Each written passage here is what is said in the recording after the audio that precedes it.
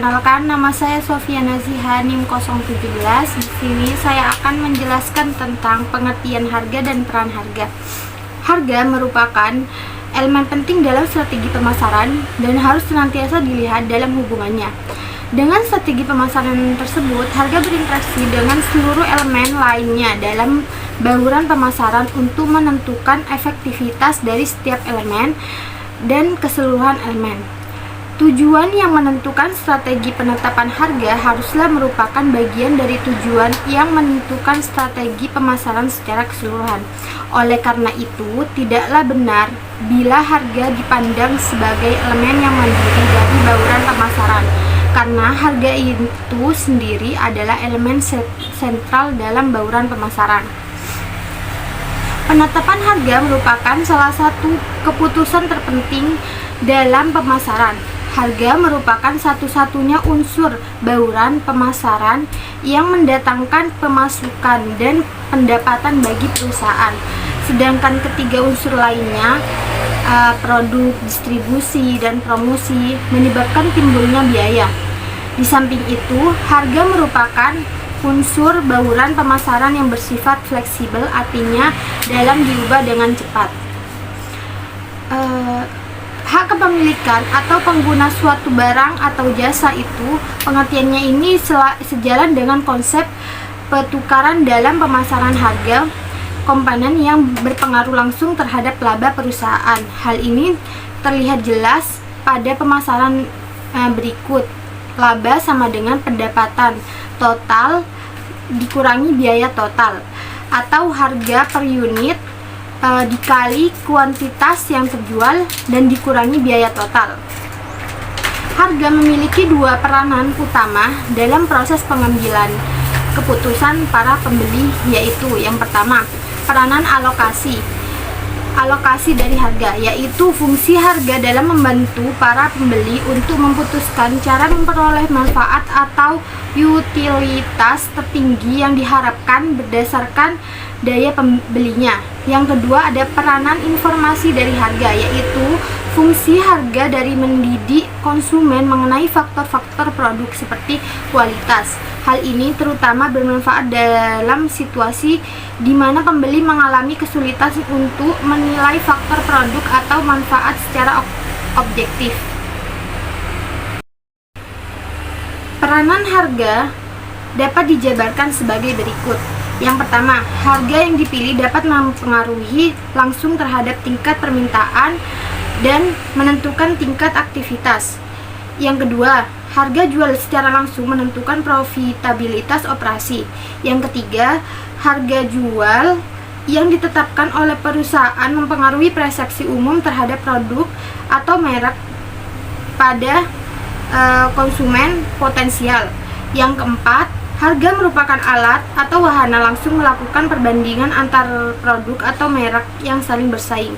Yang kelima, strategi penetapan harga harus selaras dengan komponen bauran pemasaran lainnya. Yang keenam, akselerasi perkembangan teknologi dan semakin singkatnya siklus hidup produk menentukan penetapan harga yang akurat secara awal.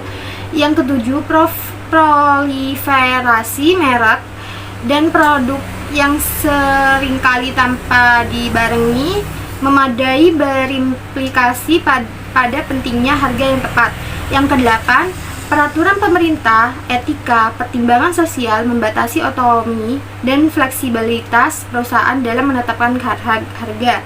Yang kesembilan, berkurangnya daya beli di sejumlah kawasan dunia berdampak pada semakin tingginya sensitivitas harga. Selanjutnya, saya akan menjelaskan tentang tujuan penetapan harga. Tujuan penetapan harga ini ada 5. Yang pertama, tujuan berorientasi pada laba. Asumsi teori ekonomi klasik menyatakan bahwa setiap perusahaan selalu memilih harga yang dapat menghasilkan laba pada tinggi. Tujuan ini dikenal dengan istilah maksimal laba. Dalam era persaingan global yang kondisinya sangat kompleks dan banyak variabel yang berpengaruh terhadap daya saing setiap perusahaan. Yang kedua, tujuan berorientasi pada volume. Selain tujuan berorientasi pada laba, ada pula perusahaan yang menetapkan harga-harga berdasarkan tujuan yang berorientasi pada volume tertentu atau yang biasa dikenal dengan istilah volume price objective. Harga ditetapkan sedemikian rupa agar dapat mencapai target volume penjualan, nilai penjualan, atau pangsa pasar. Tujuan ini banyak diterapkan oleh perusahaan penerbangan, lembaga pendidikan, dan perusahaan lainnya. Yang ketiga, ada tujuan berorientasi pada citra. Citra suatu perusahaan dapat dibentuk melalui strategi penetapan harga. Perusahaan dapat menetapkan harga tinggi untuk membentuk atau mempertahankan citra prioritas. Sementara itu, harga rendah dapat digunakan untuk membentuk citra nilai tertentu, misalnya dengan memberikan jaminan bahwa harga merupakan harga yang terendah di wilayah tertentu. Yang keempat, ada tujuan stabilitas harga. Dalam pasar yang konsumennya sangat sensitif terhadap harga, bila suatu perusahaan menurunkan harganya, maka para pesaingnya harus menurunkan pula harga mereka. Kondisi ini seperti yang mendasari terbentuknya tujuan stabilitas harga dalam industri-industri tertentu. Produknya sangat terstandarisasi. Tujuan stabilitas dilakukan dengan jalan menetapkan harga untuk mempertahankan hubungan harga suatu perusahaan, harga pemimpin industri. Yang kelima, ada tujuan-tujuan lainnya. Harga dapat pula ditetapkan dengan tujuan mencegah masuknya pesaing, mempertahankan pelanggan, mendukung penjualan ulang, atau menghindarkan campur tangan pemerintahan. Setelah itu, pilihan ini dapat diterapkan dalam 3 kondisi. Yang pertama, tidak ada pesaing. Yang kedua, perusahaan beroperasi pada kapasitas produksi maksimum. Yang ketiga, harga bukanlah merupakan atribut yang penting bagi pembeli. Berbeda dengan tujuan laba, pemilih tujuan volume dilandaskan pada strategi mengalahkan atau mengatasi pesaing, sedangkan tujuan stabilitasi didasarkan pada strategi menghadapi atau memenuhi tuntutan pesaing. Dalam tujuan dan stabilitasi tersebut, perusahaan harus dapat menilai tindakan pesaingnya. Dalam tujuan berorientasi pada citra, perusahaan berusaha menghindari pesaing dengan jalan melakukan produk atau dengan jalan melayani segmen pasar khusus. Mungkin hanya itu yang bisa saya sampaikan, kurang lebihnya mohon maaf. Wassalamualaikum warahmatullahi wabarakatuh. Assalamualaikum warahmatullahi wabarakatuh. Perkenalkan, nama saya Rulis Salsabila Ramadhani, NIM 140. Di sini saya akan menjelaskan tentang faktor-faktor pertimbangan dalam penetapan harga serta metode dalam menetapkan harga. Yang pertama adalah faktor internal perusahaan.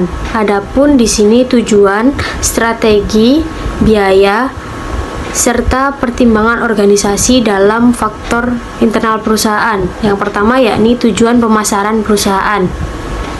Tujuan tersebut bisa berupa mempertahankan kelangsungan hidup perusahaan, memaksimalisasi laba aliran kas atau return on investment, menjadi pemimpin pangsa pasar, menciptakan kepemimpinan dalam hal kualitas produk, mengatasi persaingan, serta melaksanakan tanggung jawab sosial dan membantu penjualan produk lainnya. Selanjutnya yakni strategi bauran pemasaran. Harga hanyalah salah satu komponen dari bauran pemasaran. Oleh karena itu, harga wajib terintegrasi, konsisten, dan saling mendukung dengan bauran pemasaran lainnya, yaitu produksi, distribusi, dan promosi. Yang selanjutnya yakni adanya biaya. Biaya merupakan faktor yang menentukan harga minimal yang harus ditetapkan agar perusahaan tidak mengalami kerugian.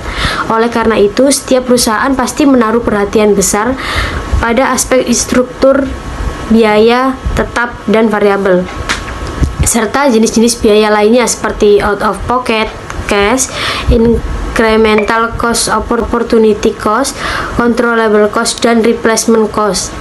Untuk menganalisis pengaruh biaya terhadap strategi penetapan harga, ada 3 macam hubungan yang perlu dipertimbangkan, yaitu yang pertama risiko biaya tetap, yang kedua skala ekonomis, dan yang ketiga struktur biaya perusahaan dibandingkan pesaingnya. Yang selanjutnya adanya pertimbangan organisasi. Manajemen perlu memutuskan siapa dalam organisasi yang harus menetapkan harga. Setiap perusahaan menangani masalah penetapan harga menurut caranya masing-masing. Pada perusahaan kecil, umumnya harga ditetapkan oleh manajemen puncak. Pada perusahaan besar, seringkali masalah penetapan harga ditangani oleh divisi atau manajer suatu lini produk. Yang kedua, adanya faktor internal perusahaan. Adanya faktor internal perusahaan yakni ada karakteristik. Yang kedua, persaingan.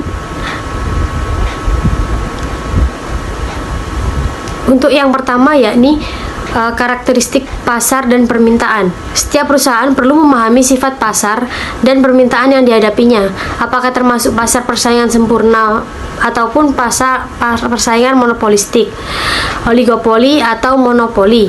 Faktor lain yang tidak kalah pentingnya adalah elastisitas permintaan yang mencerminkan sensitivitas permintaan terhadap perubahan harga. Pada umumnya, konsumen tidak akan terlalu sensitif terhadap harga manakala yang pertama, produk yang dibelinya tergolong unik, eksklusif, prestisius, atau berkualitas tinggi. Yang kedua, tidak terdapat produk substitusi atau jika konsumen tidak dapat membandingkan kualitas produk-produk yang saling bersubstitusi. Yang ketiga, pengeluaran total untuk produk bersangkutan relatif rendah dibanding penghasil total.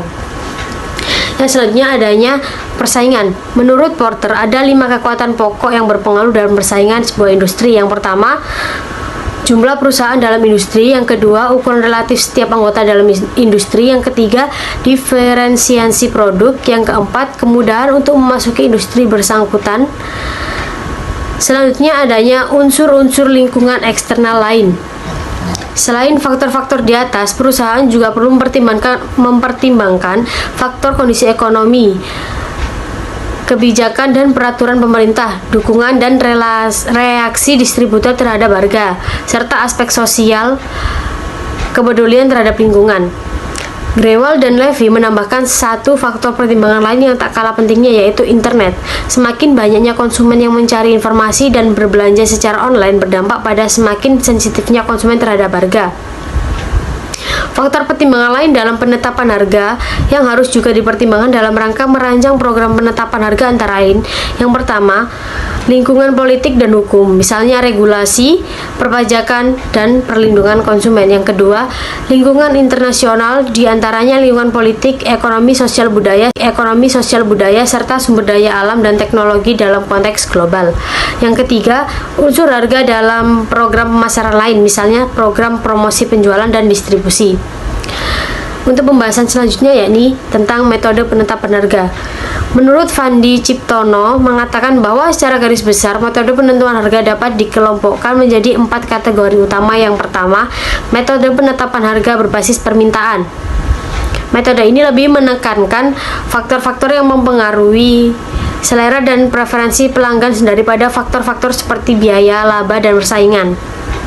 Terdapat 7 metode penetapan harga berbasis permintaan, yaitu yang pertama, skimming pricing. Strategi ini ditetapkan dengan jalan menetapkan harga tinggi bagi suatu produk baru atau inovatif selama tahap perkenalan, kemudian menurunkan harga tersebut pada saat persaingan mulai ketat. Yang selanjutnya ada penetration pricing. Dalam strategi ini, perusahaan berusaha memperkenalkan suatu produk baru dengan harga rendah dengan harapan akan dapat memperoleh volume penjualan yang besar dalam waktu yang relatif singkat. Selanjutnya yakni prestige pricing. Strategi ini menetapkan harga yang tinggi sehingga konsumen yang sangat peduli dengan statusnya akan tertarik dengan produk kemudian membelinya. Selanjutnya adanya price lining. Strategi ini digunakan apabila perusahaan menjual produk lebih dari satu jenis. Harga untuk lini produk tersebut bisa bervariasi dan ditetapkan pada tingkat harga tertentu yang berbeda. Selanjutnya ada 1995 harga-harga tersebut ditetapkan dengan metode odd even pricing, yakni dengan harga yang besarnya mendekati jumlah genap tertentu. Yang selanjutnya ada demand backward pricing. Perusahaan kadangkala memperkirakan suatu tingkat harga yang bersedia dibayar oleh konsumen untuk produk-produk yang relatif mahal, seperti halnya shopping good. Kemudian perusahaan yang bersangkutan menentukan margin yang harus dibayarkan wholesaler dan retailer. Setelah itu barulah harga jualnya dapat ditentukan. Jadi proses ini berjalan ke belakang sehingga istilahnya disebut demand backward pricing. Berdasarkan suatu target harga tertentu, kemudian perusahaan menyesuaikan kualitas komponen-komponen produknya. Selanjutnya ada bundle pricing, strategi pemasaran 2 atau lebih produk dalam satu harga paket. Misalnya dalam travel agency menawarkan paket liburan yang mencakup transportasi, akomodasi, dan konsumsi. Yang kedua, adanya metode penetapan harga berbasis biaya. Terdapat 4 metode dalam penetapan harga berbasis biaya, yaitu sebagai berikut. Yang pertama, standard markup pricing. Dalam standard markup pricing, harga ditentukan dengan jalan menambahkan presentasi tertentu dari biaya pada semua item dalam suatu kelas produk. Yang kedua, cost plus take of cost pricing. Banyak perusahaan manufaktur, arsitektural, dan konstruksi akan dalam produk-produk yang sifatnya sangat teknikal seperti mobil, pesawat, atau satelit. Yang selanjutnya yakni X pricing, curve pricing. Metode ini dikembangkan atas dasar konsep efek belajar yang menyatakan bahwa unit cost barang dan jasa akan menurun antara 10% hingga 30% untuk setiap peningkatan sebesar 2 kali lipat pada pengalaman perusahaan dalam memproduksi dan menjual barang tersebut. Adapun yang ketiga yakni metode penetapan harga berbasis laba. Metode ini dibagi menjadi 3 macam, yakni yang pertama, target profit pricing, umumnya berupa ketetapan atas besarnya target laba tahunan yang dinyatakan secara spesifik. Selanjutnya, target return on sales pricing. Dalam metode ini, perusahaan menetapkan tingkat harga tertentu yang dapat menghasilkan laba dalam presentasi tertentu terhadap volume penjualan. Yang selanjutnya yakni target return on investment pricing. Dalam metode ini, perusahaan menetapkan besarnya satu target ROI tahunan, yaitu rasio antara laba dengan investasi total yang ditanamkan perusahaan pada fasilitas produksi dan aset yang mendukung produk tertentu. Yang keempat, ada metode penetapan harga berbasis persaingan. Metode penerapan harga berbasis persaingan terdiri atas 4 macam, yakni sebagai berikut. Yang pertama, customary pricing. Metode ini digunakan untuk produk-produk yang harganya ditentukan oleh faktor-faktor seperti tradisi, saluran distribusi yang terstandarisasi, atau faktor persaingan lainnya. Yang ada above, at, or below market pricing. Umumnya sangat sulit untuk mengidentifikasi harga pasar spesifik untuk suatu produk atau kelas tertentu. Oleh karena itu, seringkali ada perusahaan yang menggunakan pendekatan subjektif dalam memperkirakan harga pesaing atau harga pasar. Berdasarkan patokan subjektif tersebut, kemudian perusahaan secara cermat memilih strategi penetapan harga yang berada di atas, sama, atau di bawah harga pasar. Selanjutnya yakni loss leader pricing. Kadangkala untuk keperluan promosi khusus ada perusahaan yang menjual harga suatu produk di bawah biayanya. Tujuannya bukan untuk meningkatkan penjualan produk yang bersangkutan, tetapi untuk menarik konsumen supaya datang ke toko dan membeli pula produk-produk lainnya, khususnya produk-produk yang bermakna cukup tinggi. Jadi suatu produk dijadikan semacam penglaris atau pancingan agar produk lainnya juga laku. Dan yang terakhir yakni select bid pricing. Metode ini menggunakan sistem penawaran harga dan biasanya melibatkan agen pembelian. Jadi bila ada perusahaan atau lembaga yang ingin membeli suatu produk, maka yang bersangkutan menggunakan jasa agen pembelian untuk menyampaikan spesifikasi produk yang dibutuhkan kepada para calon produsen. Sekian penjelasan dari saya, kurang lebihnya saya mohon maaf. Wassalamualaikum warahmatullahi wabarakatuh. Assalamualaikum warahmatullahi wabarakatuh. Perkenalkan, nama saya Vera Masito Nur Azizah, NIM 72 dari kelas Ekonomi Syariah 5B. Di sini saya sebagai pemateri ketiga yang akan menjelaskan mengenai strategi penyesuaian harga. Jadi, harga yang dibayarkan konsumen itu belum tentu sama dengan harga yang tercantum dalam daftar harga. Hal itu dikarenakan pemasar itu menetapkan strategi penyesuaian harga untuk menyesuaikan harga dasar dengan mempertimbangkan perbedaan pelanggan dan perubahan situasi. Adapun beberapa bentuk strategi penyesuaian harga itu mencakup diskon, allowance, segmented pricing, geographical pricing, dan international pricing.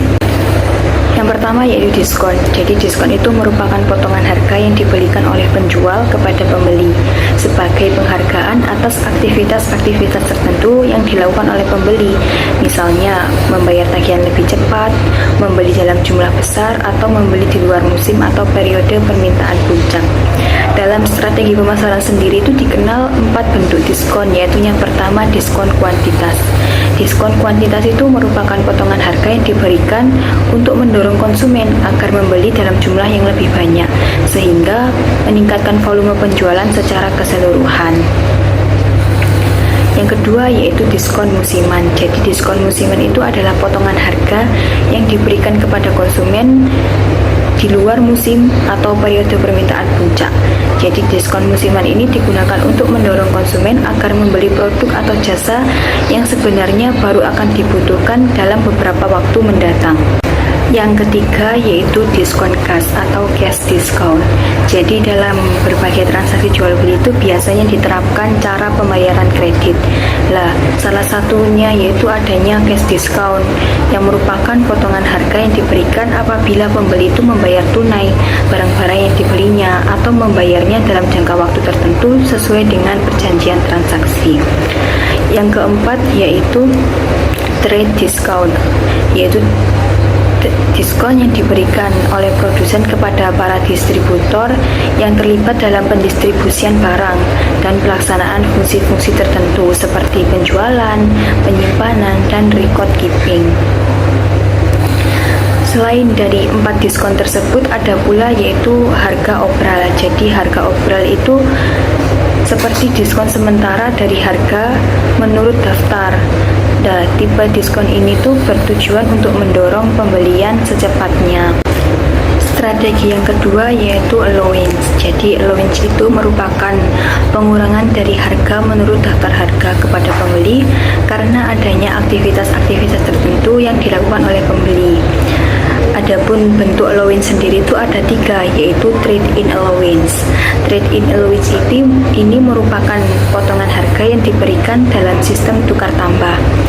Yang kedua yaitu promotional allowance. Jadi promotional allowance ini diberikan kepada setiap distributor seperti pedagang grosir dan pengecer dalam jaringan distribusi perusahaan yang melakukan aktivitas periklanan atau dukungan penjualan tertentu yang dapat mempromosikan produk produsen. Yang ketiga yaitu produk allowance. Jadi produk allowance ini merupakan potongan harga yang diberikan kepada para pembeli yang bersedia untuk membeli barang dalam kondisi tidak normal seperti pembelian barang yang belum selesai 100%, ukurannya itu tidak tepat, warnanya sudah luntur, atau modelnya sudah ketinggalan zaman, atau juga bisa dengan produknya itu rusak. Selain 3 bentuk allowance tadi itu ada pula bentuk khusus dari allowance seperti stocking allowance dan fast money allowance. Jadi stocking allowance ini diberikan kepada perantara tertentu agar produsen itu memperoleh ruang rak bagi produknya. Contohnya, produsen menawarkan produk gratis atau sejumlah uang tunai kepada jaringan supermarket supaya mereka itu bersedia memajang produk baru tertentu. Sedangkan fast money allowance itu diberikan kepada pengecer atau pedagang grosir untuk diteruskan kepada petugas penjualan toko atas jasa mereka untuk menjual item produk tertentu secara agresif. Strategi yang ketiga yaitu segmented pricing. Jadi dalam segmented pricing ini perusahaan menjual produk atau jasa dengan dua atau lebih macam harga, meskipun perbedaan harga tidak mencerminkan perbedaan biaya. Adapun bentuk-bentuk segmented pricing ini yang pertama yaitu customer segment pricing, yaitu pelanggan berbeda membayar harga berbeda untuk produk atau jasa yang sama. Contohnya, tarif angkutan umum lebih murah untuk pelajar atau mahasiswa dibandingkan dengan penumpang umum. Yang kedua yaitu produk from pricing, yaitu berbagai versi berbeda untuk sebuah produk yang dikenakan harga berlainan namun tidak proporsional berdasarkan perbedaan biaya. Sebagai contoh, harga berlian 2 karat itu lebih dari 2 kali lipatnya harga berlian 1 karat. Kadangkala itu ada pula perusahaan yang menerapkan image pricing, yaitu menetapkan 2 tingkat harga yang berbeda untuk produk yang sama berdasarkan perbedaan citra. Yang ketiga yaitu channel pricing, yaitu harga berbeda yang dilakukan untuk produk yang sama tergantung pada saluran distribusinya. Contohnya, Coca-Cola itu menetapkan harga berbeda untuk fast food restoran. Yang keempat yaitu location pricing, yaitu produk yang sama dihargai berbeda di lokasi berbeda sekalipun biaya menawarkannya di setiap lokasi itu cenderung sama. Contohnya, bioskop itu menerapkan tarif berbeda untuk lokasi tempat duduk sesuai dengan preferensi penonton. Yang kelima yaitu time pricing, yang mana harga produk atau jasa itu berbeda-beda menurut musim, bulan, hari, atau jam. Strategi yang keempat yaitu geographical pricing. Geographical pricing ini merupakan penyesuaian terhadap harga yang dilakukan oleh produsen atau juga dilakukan oleh pedagang grosir sehubungan dengan biaya transportasi produk dari penjual ke pembeli. Jadi biaya transportasi ini merupakan salah satu unsur penting dalam biaya variabel total yang tentunya akan menentukan harga akhir yang harus dibayar oleh pembeli. Ada 2 metode yang biasa digunakan untuk melakukan penyesuaian geografis, yaitu yang pertama FOB origin pricing. Jadi free on board pricing ini berarti penjual menanggung semua biaya sampai pemuatan produk ke kendaraan pengangkut yang digunakan seperti kapal, truk, kereta api, dan lain-lain. Yang kedua yaitu uniform delivered pricing. Ya, dalam metode ini tuh harga yang ditetapkan penjual juga mencakup semua biaya transportasi. Penjual menentukan cara pengangkutan, membayar biaya pengangkutan, dan bertanggung jawab atas segala kerusakan yang mungkin terjadi. Oleh karena itu, tanggung jawab penjual adalah sampai produk diterima pembeli. Lah, ada 4 jenis metode dari uniform delivered pricing. Yang pertama yaitu single zone pricing, yang mana semua pembeli itu membayar delivered price yang sama dimanapun mereka berada. Yang kedua yaitu multiple zone pricing, yang mana perusahaan membagi daerah penjualannya menjadi beberapa wilayah geografis. Yang ketiga yaitu FOB weight freight allowed pricing, yang mana pembeli berhak mengurangkan biaya pengangkutan dari harga produk. Dan yang keempat yaitu basing point pricing, yang mana perusahaan itu memilih satu atau beberapa lokasi geografis yang akan dijadikan dasar dalam menetapkan harga produk, ditambah biaya pengangkutan yang akan dibebankan kepada pembeli. Strategi yang kelima yaitu international pricing. Nah, apabila perusahaan memasarkan produknya ke sejumlah negara, maka perusahaan yang bersangkutan itu harus memutuskan tingkat harga yang dibebankan untuk setiap negara yang akan dimasuki. Ada perusahaan yang memilih untuk menetapkan harga seragam di seluruh dunia, seperti halnya yang dilakukan oleh Boeing.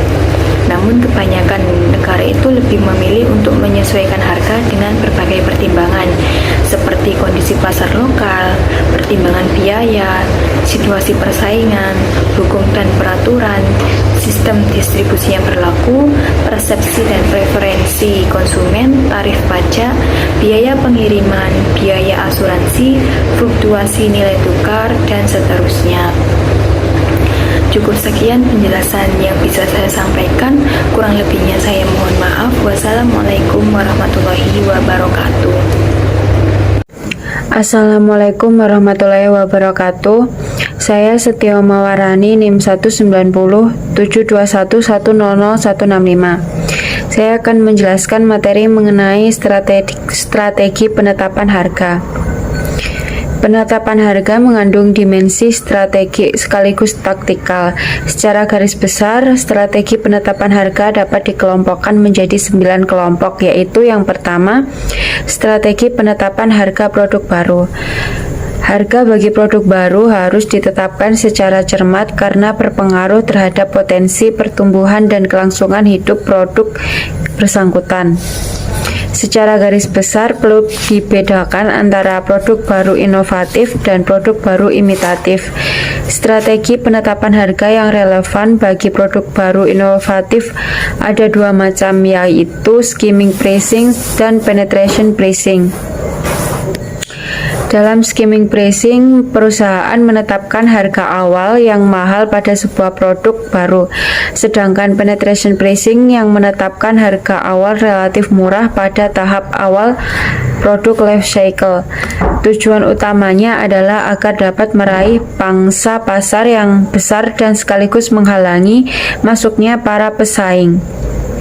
Kemudian yang kedua yaitu strategi penetapan harga produk yang sudah mapan. Ada beberapa faktor yang menyebabkan perusahaan harus selalu meninjau kembali strategi penetapan harga produk-produknya yang sudah ada di pasar. Di antaranya, adanya perubahan dalam lingkungan pemasaran. Misalnya, ada pesaing besar yang menurunkan harganya atau ada teknologi baru yang lebih canggih dan adanya pergeseran permintaan. Misalnya, terjadi perubahan selera konsumen. Dalam melakukan penilaian kembali terhadap strategi penetapan harga yang telah dilakukan, perusahaan memiliki 3 alternatif strategi, yaitu yang pertama, mempertahankan harga. Strategi ini dilaksanakan dengan tujuan mempertahankan posisi dalam pasar dan untuk meningkatkan citra positif di masyarakat. Kondisi yang sesuai untuk menerapkan strategi ini yaitu pasar yang dilayani perusahaan tidak terpengaruh secara signifikan oleh perubahan lingkungan. Ada ketidakpastian berkaitan dengan reaksi pelanggan dan pesaing terhadap perubahan harga. Dan citra perusahaan di mata masyarakat dapat ditingkatkan dengan cara merespon permintaan pemerintah atau pendapat publik untuk mempertahankan harga. Kemudian menurunkan harga.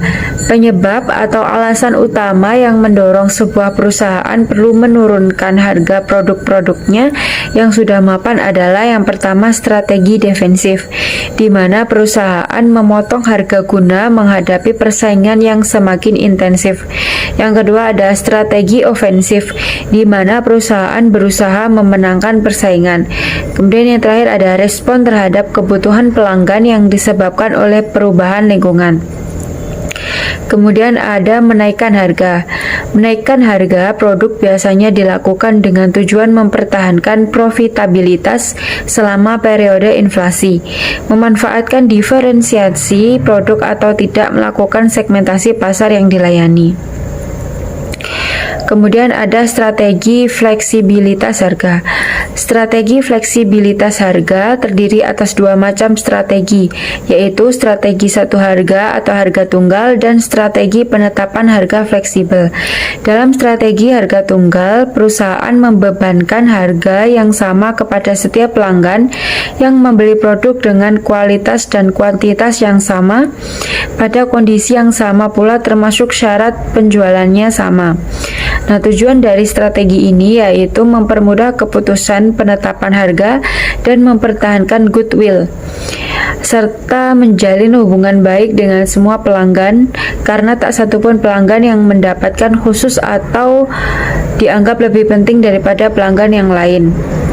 Ini dalam kategori mendapatkan harga khusus. Kemudian sementara itu, strategi penetapan harga fleksibel merupakan strategi pembebanan harga yang berbeda kepada pelanggan yang berbeda untuk produk yang kualitasnya sama. Tujuan strategi ini adalah memaksimumkan laba jangka panjang dan memberikan keluasan dengan jalan memungkinkan setiap penyesuaian harga baik turun maupun naik. Yang keempat yaitu strategi penetapan harga lini produk atau price lining strategy. Strategi ini digunakan apabila perusahaan memasarkan lebih dari satu jenis atau lini produk. Dalam price lining strategi, perusahaan harus menentukan price tab atau tingkatan harga antar model produk dalam lini produk bersangkutan. Price tab ini harus mempertimbangkan perbedaan biaya antar model, evaluasi konsumen terhadap berbagai fitur produk, serta harga para pesaing. Yang kelima yaitu strategi leasing. Leasing atau sewa guna usaha merupakan kontrak persetujuan antara pemilik aktiva lessor dan pihak kedua yang memanfaatkan aktiva tersebut untuk jangka waktu tertentu dengan tingkat return tertentu. Ada dua jenis leasing yang sering dijumpai, yaitu yang pertama operation leasing, yaitu leasing yang jangka waktunya dapat dibatalkan dan biasanya jangka waktu tersebut lebih singkat daripada umur ekonomis aktiva yang dileasingkan. Contohnya, mesin fotokopi, komputer, perangkat lunak komputer, dan mobil. Yang kedua yaitu financial leasing, yaitu leasing dalam jangka panjang dan tidak dapat dibatalkan. Dalam financial leasing ini, lessee diwajibkan untuk membayar sewa sampai akhir umur ekonomis aktiva. Nah, tujuan dari strategi leasing ini yaitu meningkatkan pertumbuhan pasar dengan menarik pelanggan yang tidak mampu membeli sekaligus, merealisasikan laba jangka panjang yang lebih besar karena biaya produksi diamortisasikan secara penuh atau biaya sewa merupakan laba. Kemudian meningkatkan aliran kas, memperoleh aliran laba yang stabil dan menghindari resiko kerugian akibat keusangan teknologi. Yang keenam yaitu strategi bundling pricing. Strategi ini memasukkan margin ekstra atau untuk layanan pendukung dalam harga. Ada beberapa tujuan dari strategi bundling pricing, yaitu yang pertama, dalam perjanjian leasing untuk mendapatkan jaminan bahwa aktiva akan dipelihara dan dijaga dalam keadaan yang baik sehingga dapat dijual kembali atau disewakan kembali. Yang kedua, untuk menghasilkan pendapatan ekstra guna menutup biaya yang diantisipasi dari pemberian jasa dan pemeliharaan produk. Yang ketiga, untuk menghasilkan pendapatan guna mendukung personel purna jual. Yang keempat, untuk membentuk dana kontingensi untuk sesuatu yang tidak dapat diantisipasi. Yang kelima, untuk membangun dan membina hubungan dengan pelanggan. Dan yang terakhir, untuk menghambat persaingan dengan pelayanan dan dukungan purna jual gratis. Kemudian yang ketujuh, strategi kepemimpinan harga. Nah, strategi kepemimpinan harga ini berlaku dalam situasi oligopoli. Pemimpin pasar atau market leader melakukan perubahan harga yang kemudian akan diikuti oleh perusahaan-perusahaan lain dalam industri yang bersangkutan. Tujuannya adalah untuk melakukan pengendalian terhadap keputusan penetapan harga dalam industri yang mendukung strategi pemasaran perusahaan pimpinan, misalnya menciptakan barrier to entry atau meningkatkan margin laba dan lain-lain. Kemudian yaitu yang ke-8, strategi penetapan harga untuk meraih pangsa pasar. Strategi ini dilaksanakan dengan jalan menetapkan harga serendah mungkin untuk produk baru. Tujuannya adalah untuk meraih pangsa pasar yang besar, sehingga perusahaan mampu memiliki keunggulan biaya dan pasarnya tidak dapat dikuasai oleh pesaing. Dan yang terakhir yaitu strategi penetapan harga jasa. Produk berupa jasa berbeda dengan barang fisik dalam hal tidak berwujud fisik. Kemudian inseparability, proses produksi dan konsumsi cenderung tidak terpisahkan karena berlangsung secara simultan. Kemudian variability, yaitu kualitasnya bersifat subjektif tergantung pada siapa dan kapan disampaikan. Dan perishability atau tidak tahan lama dan tidak bisa disimpan. Implikasinya, penetapan harga jasa berbeda dengan penetapan harga barang. Setidaknya dalam 8 aspek pokok, yaitu jasa tidak menghasilkan transfer kepemilikan fisik, variabilitas input dan output, heterogenitas jasa membatasi pemahaman konsumen tentang harga jasa. Penyedia jasa tidak bersedia dan atau tidak mampu mengestimasi harga. Keinginan pelanggan individual sangat beraneka ragam. Banyak jasa yang sulit dievaluasi, pentingnya faktor waktu serta ketersediaan saluran distribusi elektronik dan fisik. Sekian presentasi dari saya mengenai strategi penetapan harga. Kurang lebihnya mohon maaf. Wassalamualaikum warahmatullahi wabarakatuh.